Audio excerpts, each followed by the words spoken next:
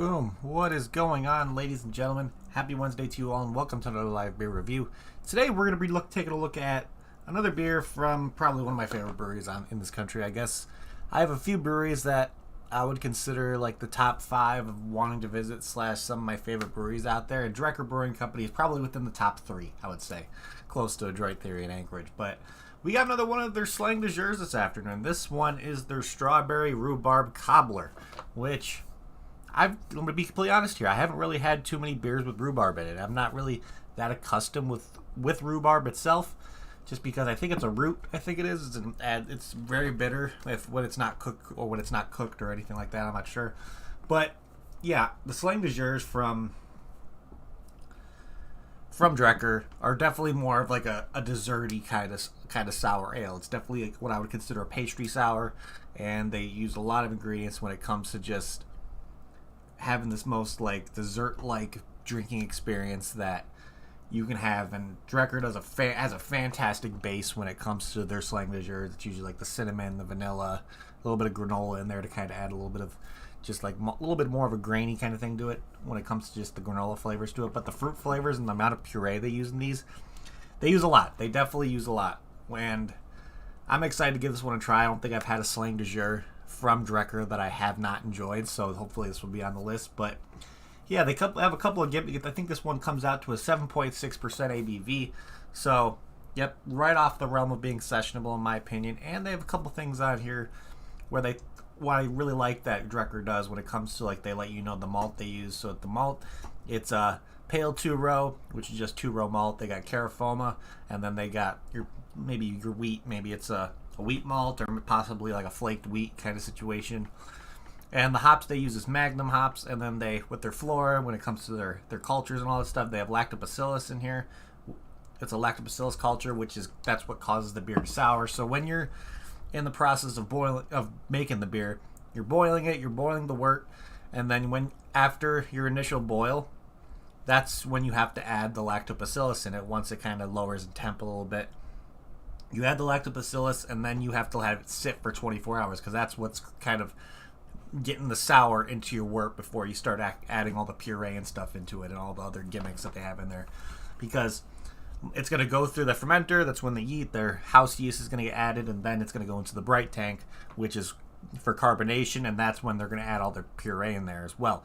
So, and possibly could be extracts, could be purees, a bunch of stuff to kind of create this overall strawberry rhubarb cobbler flavor. So I'm thinking most of the puree aspect of it is going to be coming from strawberry. I'm not really sure if rhubarb puree exists. I don't know. I haven't really looked into it, but of course they might be adding some concentrates when it comes to getting the flavors of the brown sugar, granola, the cinnamon. Of course, the lactose is in there to add kind of creaminess to it. So yeah, I'm thinking this one's going to be pretty damn delicious. And of course, when it comes to drinking a heavily fruited sour like this one, or any kind of fruited sour in general, there's going to be puree that kind of comes through, and it goes during the canning or kegging process. There's going to be some puree that gets through, and to where if it's stored for a decent amount of time, it's going to kind of settle. I don't want to say it's going to separate, but the heavier stuff is going to kind of sit towards the bottom. So, of course, first thing off, whenever you buy a fruited sour or any kind of sour, I highly recommend just make sure you throw it in the fridge right off the bat when you purchase it. It's most likely being refrigerated when you purchase it, but throw it right into the fridge when you get home, just because you want to make sure that puree kind of stays cold and all that kind of stuff, because you don't want any more like kind of fermentation to happen inside of the can to where more pressure is built up. And then when you crack open that can, if you notice there's no give to it, like a lot of the times when you squeeze a can a little bit, you'll be able to feel a give. When it comes to a fruited sour, if you try to squeeze it and there's no give, you're possibly going to have a messy situation on your hands, and that's what I would recommend you opening that beer over a sink, because you could just get a little bit of a CO2 release, or it could be a situation where you crack it open and then just the fucking thing starts foaming over like crazy on you, which I've had happen to me before. It sucks. I've had it happen in a review, and then beer get all over my lap, all my carpet. It's just a mess. So first thing, always make sure this kind of beer is refrigerated at all times. Second of all, when you take it out of the fridge, of course, a lot of breweries are doing it now to where they'll actually put on the can to suggest you to actually roll the can a little bit, just to kind of get things suspended a little bit, because once you start rolling it, all the stuff that'll be sitting on the bottom will start getting suspended throughout the beer, so you'll have a nice even pour. So give it a couple rolls on the countertop right when you take it out of the fridge. And then after that, what I like to do is when I'm bringing it to where I'm going to drink it, I'm holding it like this, because all the stuff that was sitting at the bottom is now kind of getting more circulated through, and you just want to make sure all the stuff that was at the bottom of this to kind of just go fully through and everything like that. So now that I've done that, hopefully when I pour this one, it should be a nice, even, circulated pour. So with this being a strawberry rhubarb cobbler, of course, strawberry, if it's an unripened strawberry kind of situation, there will be a little bit of tartness. I think rhubarb maybe adds a little bit of a tartness as well, but I'm expecting loads of fruit flavors, loads of pastry kind of dessert notes to it. If it's going to be a cobbler, I'm expecting those token Slang de Jour cobbler notes to come through really, really well. So let's crack this thing open and see what we get on the nose with this one. Not really sure what I'm expecting for color in this one either. So, yep, getting those token kind of cobbler notes coming through, a little bit of vanilla, definitely getting like a brown sugary kind of note. Definitely a little bit of a tartness as well. So I'm wondering if that's going to be from the strawberry or the rhubarb. So that's going to be a really kind of curious thing for me. But I have no idea what to expect with the color of this one. It almost kind of looks mildly reddish, like a reddish kind of brown. I don't know. I'm not thinking that the brown is going to be a bad aspect to it, but let's pour this guy. I could be drinking out of my Whiskey Hill little stem glass this afternoon. Let's pour it. Oh yeah, thick. Almost has like a orangish kind of brown color to it. Not really much head going along, just because there's so much puree in here to where it's not really heavily carbonated, I would say. But look at that. That looks absolutely delicious. It definitely may look unappetizing or not really look kind of good to some people, just because people understand that from the beer they may drink, it's going to be something that usually has a nice golden color to it, or maybe like a hazy kind of orangish to it. So having a beer that looks like that may catch people a little bit of a weary kind of situation when they first crack it open. But yeah, getting a little bit more of that strawberry coming through on the nose now. Still getting that kind of brown sugar, vanilla, kind of granola kind of note coming through at the front end. But yeah, this smells absolutely delicious. I'm actually getting the rhubarb coming through really, really nice actually right now. It's definitely not a strawberry note. That's what's making me think it's the rhubarb. But it's adding, I don't want to say it's like a good perfumey kind of aspect to it. But I'm not meaning perfumey in a bad way, if that makes any sense. I don't know. It's definitely, the aromas coming from this one are really, really nice. So let's give this guy a try and see what it's all about. So cheers, everybody. Happy Wednesday.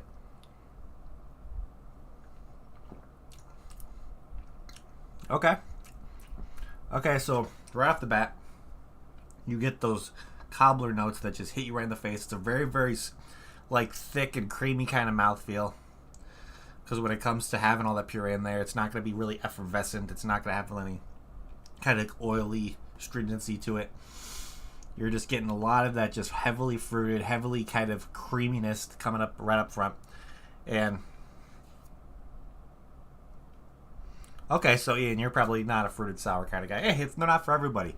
But the dessert kind of notes that I'm getting from this one are absolutely delicious. Definitely getting the kind of granola, brown sugar, vanilla kind of aspect to it. The fruiter notes, to be honest, are definitely the lighter note in this one. Those ones I'm actually getting on the back end. There's a decent tartness to it. Nothing too crazy. I would say just because a strawberry is definitely a lighter fruit on its own, it's not really having any pungency when it comes to like how maybe a blackberry or different kind of berries would have that kind of slap you in the face kind of flavor. Where strawberry is definitely more of a lighter flavor. And then rhubarb, I think that might be helping still getting a little of that perfumey kind of like rhubarb kind of flavor to it. Not in a bad way, definitely. But it's definitely all the rhubarb and the strawberry is definitely on the lighter end of everything. So overall, this one's still pretty damn delicious. I don't want to say I'm going to say this isn't my favorite Slang de Jour that I've had, just because I'm so used to having these Slang de Jours and just the fruit pastry kind of aspect just slapping through the face is something that I really, really enjoy. Overall, this one is still really, really nice. Nice creamy mouthfeel. Nice, great flavors coming from this one. So overall, I think they did a pretty good job with this one, but I don't know if it's going to be like This is my top Slang de Jour I've had. No, I don't think this is going to be up anywhere near that. So let's look here over at Untappd. And of course, if you can't get your hands on this Slang de Jour Strawberry Rhubarb Cobbler, Untappd is a really cool thing to where they show similar beers to what you're possibly looking at. So you may be able to find something that could be similar or that you know may be available near you. So let's kind of take a look and see what we have here on this similar beers list. So we got one here from Artisanal Brewworks. It's part of their Warhead series. It's definitely their fruited sour. Very, very kind of sour. This definitely looks more like a kettle sour. But this is their Warhead Orange Pineapple Sour Mashup Ale. So definitely would be... This one definitely is on the realm of kettle sour for me. And it's... Wouldn't really compare this because you're not going to really get the same flavors. And plus the mouthfeel is going to be completely different. And then we got one here from Mortellus, which I've had a couple pastry sours from them before. Pretty damn delicious. And this one is their Medusa, which is a passion fruit dragon fruit, which that's going to have a little bit more of a tropical kind of feel to it. Of course, a little bit more of a tartness due to that kind of passion fruit having that natural kind of tartness to it. So I don't know if I'd really consider this one, of course, but Mortellus makes some really, really fantastic sours, so I would definitely recommend if you can find some sours from them. That's something you'd probably really, really enjoy. And I'm not going to look at this other Drekker Slang de Jour because if you can't get your hands on this one, you most likely can't get your hands on the other one. And let's see, this one is from Sky Gazer Brewing Company. It's called the Watercolors Cream, the Raspberry Blueberry Cheesecake Cream and Milk Sugar. 5.5 fruited Berliner Weiss. Definitely almost having the same kind of colors to it at some point. This one has a little bit of a thick pour for him. So looking at some of the pictures. But, actually, I don't know. Maybe get similar flavors to this one because that's going to be more berry up front. And then having the kind of the creaminess come through. So that one going to be similar on the creaminess, but I don't think you're going to get the same kind of notes with it when it comes to the strawberry and the rhubarb. And the last one we're looking at here is the Tropical Berliner Weiss from Eagle Park Brewing Company. It's a 4% with passion fruit, mango, and guava. That one kind of looks like a little bit more of a thinner kind of fruited Berliner Weiss as well. So I don't know if I'd really consider that one too. Out of all these listed on the similar beers list, the only... See, that's going to be tough. Because the Medusa, you're not going to be... those guys going to be mainly tropical forward. The only thing that I can probably put on here, because there's berries in it, and you may get that kind of...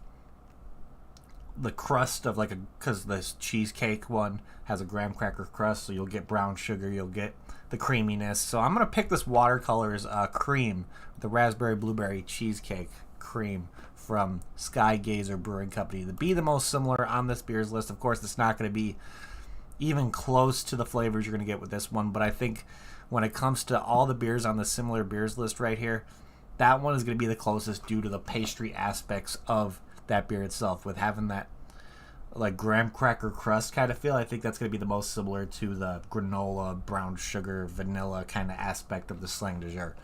So not going to be exactly similar, but I think it's going to be close enough to where you will have an overall enjoyable experience if you had that one along with this one. So that let's look back here and let's see what else is here on tap. So let's read the description of this guy and see if there's anything on the description on tap that's different than on the can, because I've already read off all the gimmicks when it comes to the grain, the hops they use, the kind of the yeast cultures and the lactobacillus in there. So let's see what it says here on tap. So it says this sour a la mode is loaded up with dynamite combination of strawberry and rhubarb plus granola, brown sugar, cinnamon, lactose, and vanilla beans for that slangy, cobblery, right out of the grandma's oven flavor. Yeah, of course, the cobbler notes in this one are still absolutely phenomenal. I think what the recipe Drekker has for having that kind of cobbler aspect to it, I think is one of the top kind of flavors that I've experienced in a beer that's just overall really, really good.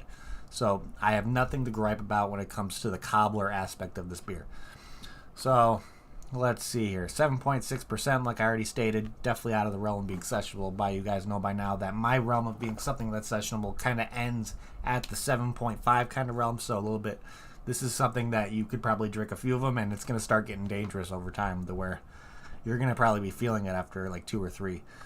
But let's see here. And with over 1,622 ratings, this one has an average rating of 4.15 out of 5, which is pretty good.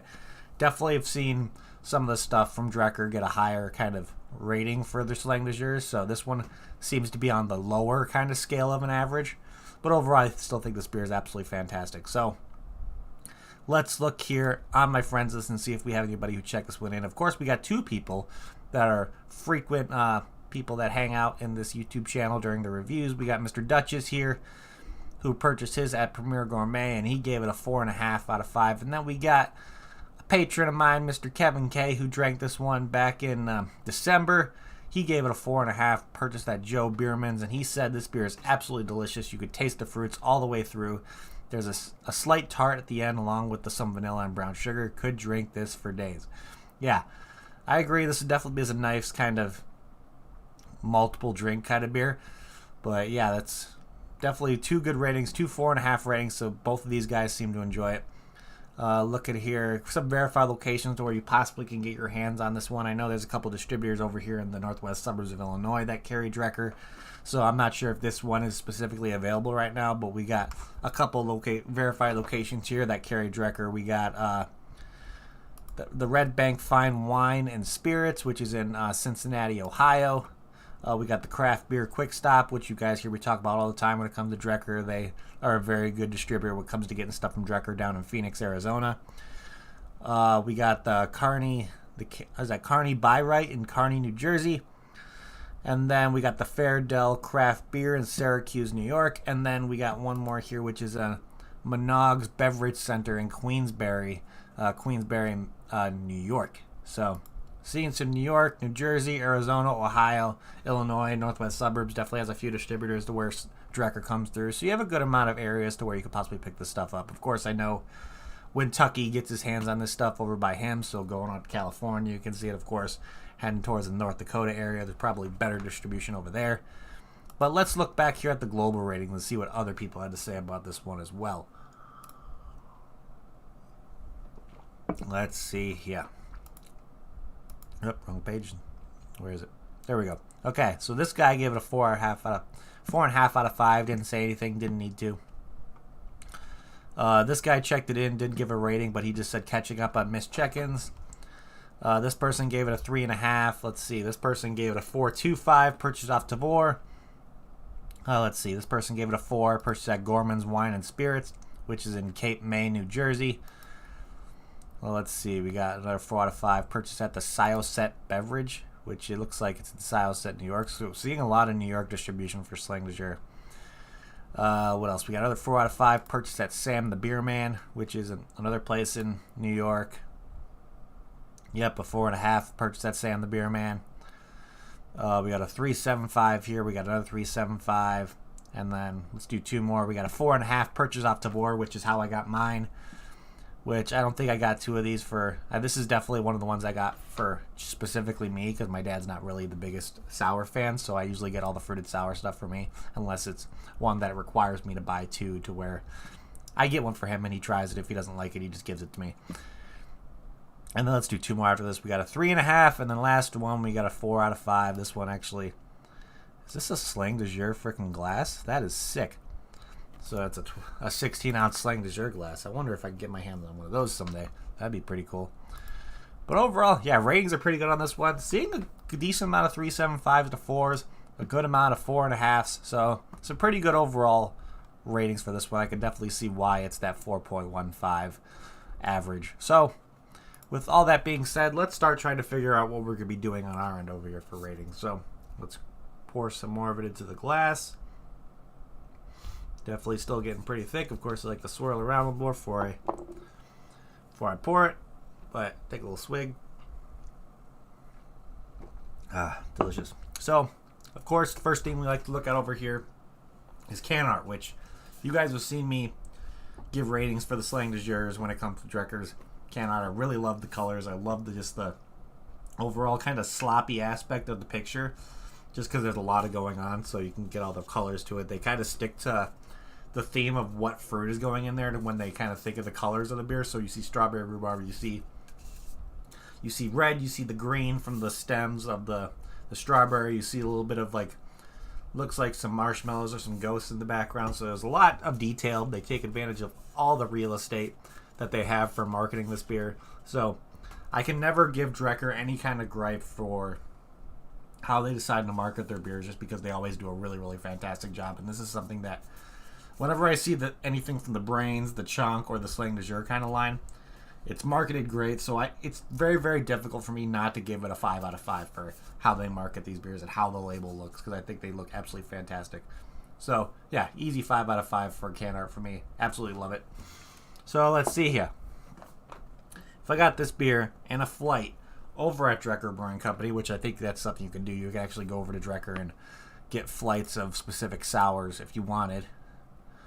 But let's actually, before I say if I get another one, let's see if this one's available over there. What kind of Slang de Jours they have available right now. So on tap, they have the pineapple upside down cake Slang de Jour available, and then a couple Brains, and then for cans, they got the strawberry guava banana fluff. Let's see. I think that's the only chunk they have. So they only have, no, that's a chunk. Do they have any of the Slang de Jours on cans right now? It doesn't look like they do, but that's fine. You got a couple of sour options from them. But back to, if I got this beer in a flight at Drekker, would I get another one? To be honest, I'd probably pick some of the other ones, like maybe like a blackberry or blackcurrant forward one, before I get my hands on this one. I still really, really enjoy it. I would definitely pick up a 4-pack of this if it was my only option to me. But like I said, if I would probably pick some of the more pungent, fruitier kind of Slang de Jours before I'd go for this one. But overall, I still think this beer is absolutely fantastic. It's just not my favorite out of all of the Slang de Jours that I've had, because I've had a few already. So with that being said, I think my final rating on this one, I'm going to give it a very, very solid 8 out of 10. Very, very good. Would have liked to see a little bit more of that strawberry and the rhubarb come through a little bit more, kind of balance out with that kind of the cobbler kind of aspects to it. Overall, I know that strawberry and rhubarb are definitely more lighter notes. Maybe they could have added some concentrates of strawberry and rhubarb to kind of enhance it a little bit, because you can always add concentrates to beer as well to kind of get those flavors. We do like a watermelon beer over at Fibs. So overall, I still think it's a really, really delicious beer. I would definitely recommend it if you're looking for something that's a little bit lighter end when it comes to not as punch you in the face. Still really has a nice creamy mouthfeel, and still has that kind of very, very strong cobbler aspect to it. This is definitely one I would enjoy, or I would suggest as well. So overall, Drekker still did a pretty damn good job with this one. I would have just liked to seen that strawberry and the rhubarb come through just a little bit more. But overall, it's still really good. So with that being said, yeah, I think that's pretty much what I have for you guys today. So thank you everybody in chat for hanging out. You guys are awesome. If you haven't yet, please hit that like button. It would help me out a lot.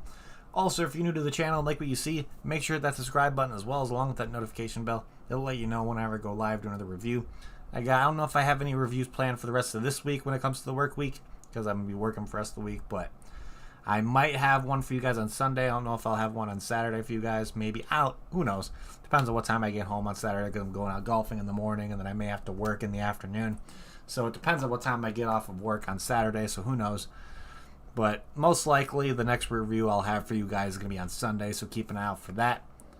But other than that, let's see here. Of course, if you want to shoot me a follow on all my other social media platforms, you're more than welcome to. Links to all those are down in the description below. You can follow me on Instagram, where you can see what I'm going to be reviewing and what kind of stuff, hand checks when it comes to the beer that I'm reviewing that day. You get the kind of first glimpse of that. And then, of course, you see a little bit of shenanigans that I do at the brewery every once in a while, just causing a ruckus and all kinds of shit. And of course, you can also shoot me a friend request on Untapped as well. I love talking about Untapped, and I love kind of giving Untapped the shout out, just because it's a fantastic platform they provide for us. They're out of North Carolina, and I like to call it Facebook for beer drinkers. It's a really, really cool platform. You can download it on Android or iPhone, and you check in beers, you get badges, you can see what kind of breweries in your area, see what's popular in your area, see what's popular globally. It's just an overall really, really fun platform. You can find people like me, Ian, Kentucky, Face Meat, Dutch is on there, Logan's on there, the Typhons, Sean and Lizzie, Freedom Issues is on there. There's a bunch of us that hang out on Untapped that are frequent people that are showing up in this chat during the reviews. So you can shoot them a follow, shoot them a friend request, see what they're drinking, and so on. But last but not least, of course, if you want to help me out a little bit by getting me some money in my pocket to help do more reviews, get more beer in my hands, and then possibly get some stuff, give some stuff back to you guys when it comes to giveaways and all that kinds of stuff. I do have a Patreon available when it comes to that option as well. Of course, you can put yourself in the running to get a free 4-pack from me every month. I know I just shipped out one, and I believe the post I'm be doing for this month is going to be coming up this afternoon, so keep an eye out for that on my Instagram. You'll be seeing everything you have the opportunity to get your chance to win through that. I have 4 delicious sounding brews that are going to be available for people to win. Of course, depending on what tier you join on my Patreon, the higher your chances will be, because if you join the $5 tier, you get 1 entry. $10 tier, you get 2 entries, and then $20 tier, you get 3 entries. So the higher tier you join, the better chance you have at winning a free 4-pack of an Illinois exclusive craft beer. And plus, you guys would be supporting me greatly. And then I have some other plans possibly in the works when it comes to possibly merch, glassware, coasters, koozies, craft beer Discord strictly for the Patreon. So if you're interested in that, join the Patreon. That'll be coming soon. But yeah, it's just a great way to support me, of course, helping me just kind of get things moving more when it's just a great thing. The people that support me over at Patreon are fantastic people, so they're awesome. But other than that, that is what I have for you guys today. So again, thank you everybody in chat for hanging out. You guys are amazing. Thank you for everybody who's going to be tuning in on the replay. You guys are awesome as well. And I think that's all I have for you guys today. So I'm going to end this like I always do before we get the hell out of here. If you're going to drink responsibly. Don't drink and drive, and I'll see you all next time. Cheers.